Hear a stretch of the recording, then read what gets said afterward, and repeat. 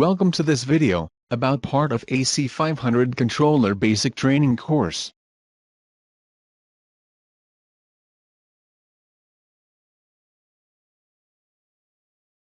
In this video we will show you the range of AC500 controllers and how to configure them. After completing this video you will be able to realize the following actions. Select the appropriate controller and terminal base for your needs. Interpret the controller display and handle the controller keys. Create a new project or modify existing one. For your controller type, configure controller parameters. You can choose the appropriate controllers for small, medium and large applications. The user program memory vary from 128 KB up to 4 MB. All controllers are easy to configure by software. They provide powerful diagnosis on board. Different interfaces are available for easy communication. You can select them for central and distributed system concepts. All controller types are programmable with same software.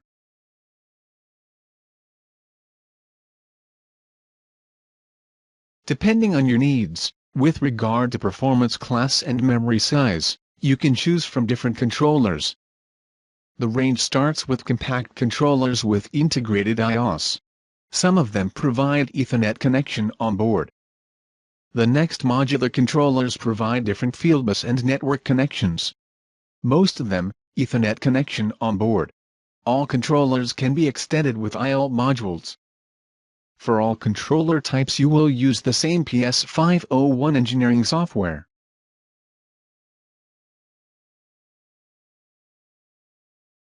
Let us consider the components of the compact controller AC500 Eco.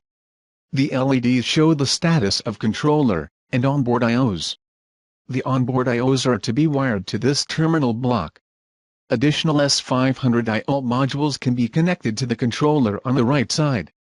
For controller with onboard Ethernet there is an RJ45 plug. COM1 is a RS485 serial interface. It can be used for online access and different serial connections.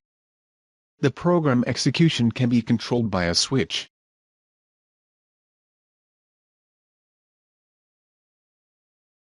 With regards to your needs, you can equip the controller with the following optional accessories: wall mounting and cover plates, or SD card accessories, additional COM interface, or real-time clock option, programming cable for COM interfaces, and signal simulator.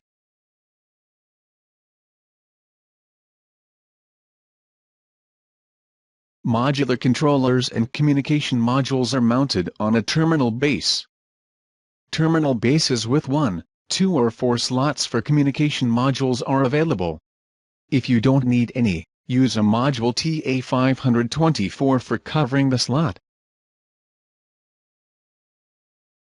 The controller is equipped with following components: LCD display and keypad, battery for backup of retained data, and a real-time clock. SD card as external memory device. Right to the controller, up to 10 I/O modules can be connected. Left to the controller, up to 4 communication modules can be mounted. The Ethernet plug on terminal base is always present. The online access and several protocols are given for controllers equipped with onboard Ethernet. If the controller is a field bus slave, the field bus neutral interface is to be used for connection. Alternatively, it can be used for online access. 2 serial interfaces for online access and further connections are provided. Terminals for 24-volt DC power supply are provided. Let us consider the controller's display and front elements. A text and numbers on the LCD display indicate operating status and error codes. The display is also useful for local address configuration. The LCD display contains additional indicators, as squares and triangles helping to operate. 3 LEDs indicate the AC500 status. In error-free operation, green LEDs, power and run will be on. Red LED error indicates at least one not acknowledged error is present.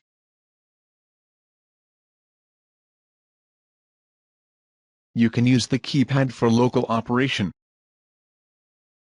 With key run you can start and stop the program execution.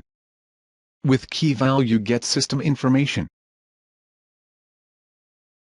Escape key allows you to exit any menu without saving. With key OK you exit any menu with saving. Use key diagnosis for troubleshooting. With key CFG you can locally set addresses. In order to have more information on AC500 controller, open any AC500 project. Double-click the item AC500 in the project tree. The project editor will be opened. In the following video we will show how to further proceed. Select the menu Help. Then, Contents.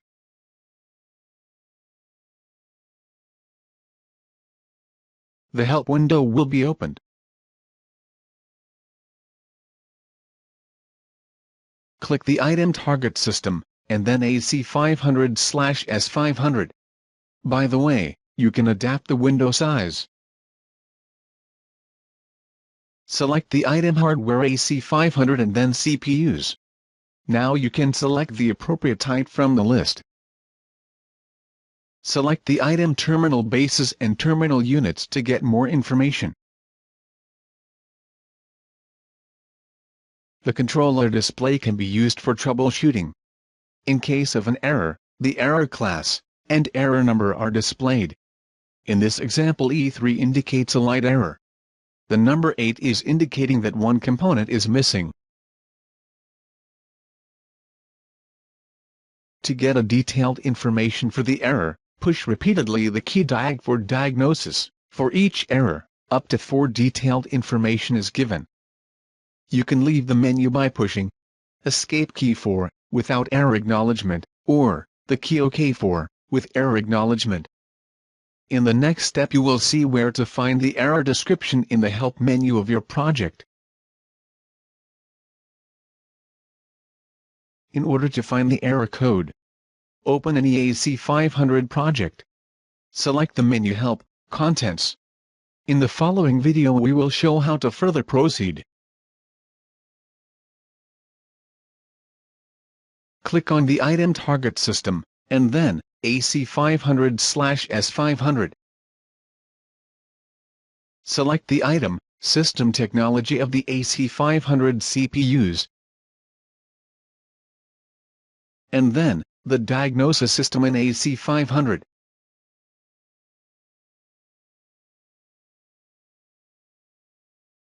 Now, we will show how to deal with controller type definition and parameterization within a project. The controller type is to be selected by creation of a new project.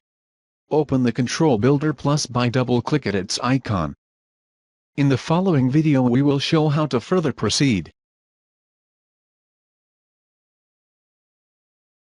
Select Menu Item File New Project. Click on the appropriate controller type in the list box. Define a name for the project file. Select where the project is to be stored. Click on OK button to confirm your entries. After that the CPU type is visible in the project tree.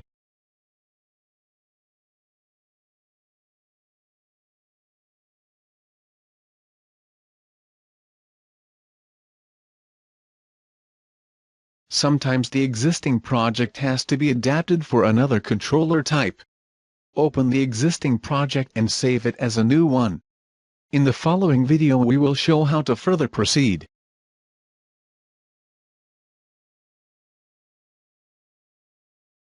Select the controller item in the project tree.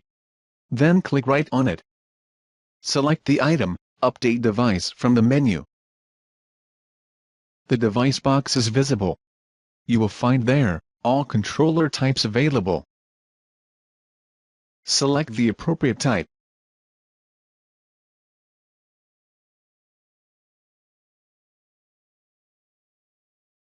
Confirm your entry clicking the button, Update Device, and close the box. Look at the text in brackets. The controller type has been changed. Now we will modify the label. You can identify with your own name.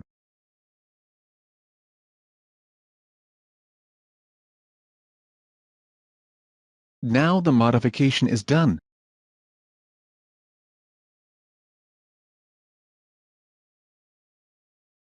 Mostly default controller parameters fulfill the requirements. By modifying them you change the behavior of the controller. Example, the AC500 works without battery. You can switch off the monitoring of battery charge to avoid error indication. In the following video we will show how to change this controller parameter. Select Item Controller Parameters in the project tree, to get the parameter table. From the left you see the columns with parameter names, variable type, parameter value, default value, unit and short description. Click the cell value in the row for parameter check battery. Then select the value off from the list. Now the parameter is changed.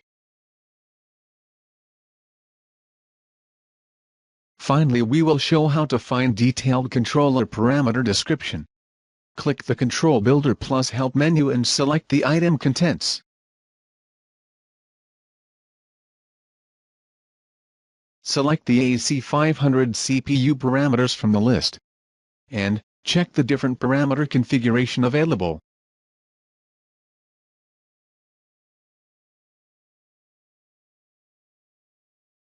Thank you for attending this video. If you want to learn more about a scalable AC500 controller, please use the following link.